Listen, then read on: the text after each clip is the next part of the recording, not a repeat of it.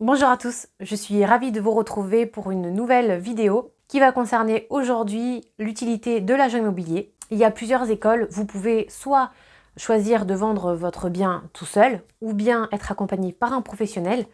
Parlons chiffres avant de rentrer dans les détails. Il faut savoir que sur les 3 dernières années, 70% des vendeurs ont choisi d'être accompagnés par un professionnel pour la vente de leurs biens. Il faut savoir d'ailleurs que ce chiffre est en nette augmentation. Comme je le disais, vous pouvez tout à fait choisir de vendre votre bien seul. Il faut savoir cependant que les acquéreurs sont de plus en plus avertis, pointilleux et surtout procéduriers. Vous pouvez donc vendre votre bien tout seul. Encore faut-il avoir le temps. Pensez à bien préparer l'avant-vente et être bien au fait des dernières réglementations et législations.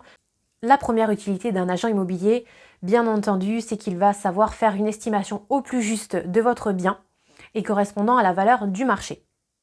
Il va savoir également comment le présenter, comment le mettre en valeur de la meilleure façon possible et il sera neutre dans sa façon de rédiger et de prendre les photos. Il verra les imperfections mais comme une personne objective et va faire en sorte de les gommer ou de savoir répondre à ces fameuses objections.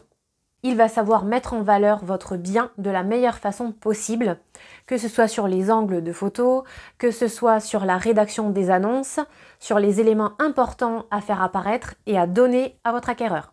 L'agent immobilier va également avoir un spectre large de disponibilité pour effectuer les visites, matin, midi ou des fois tard le soir. Par ailleurs, il est aussi au fait des dernières législations et réglementations de l'immobilier. Une fois l'acquéreur trouvé, il va assurer encore une fois en toute neutralité la négociation de votre bien, contenter à la fois le vendeur et l'acheteur.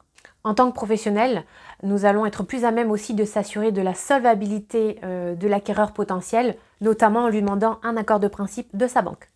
L'agent immobilier va également suivre les délais et les dates clés d'une transaction.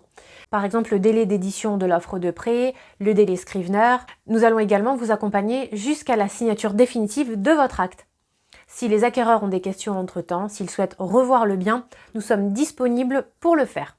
On va assurer également la visite pré-acte avec les acquéreurs. Être sûr que le bien est toujours dans le même état que pendant les visites, relever les compteurs, s'assurer qu'il n'y a pas eu d'effraction ou de sinistre dans le bien et vous accompagner jusqu'à la remise des clés et la signature chez le notaire. Bien évidemment, le professionnel va ajouter ses honoraires au prix net vendeur, mais bien souvent, vendeurs, acquéreurs y trouvent leur compte sur une négociation gagnante-gagnante et sur une transaction qui va jusqu'au bout. Finalement, un agent immobilier, c'est un petit peu un ange gardien qui va veiller sur vos intérêts et sur le bon aboutissement de votre transaction jusqu'à la fin. Pensez à vous abonner à notre chaîne pour recevoir les notifications avec les nouvelles vidéos et à nous dire ce que vous en avez pensé en commentaire. Je vous dis à bientôt!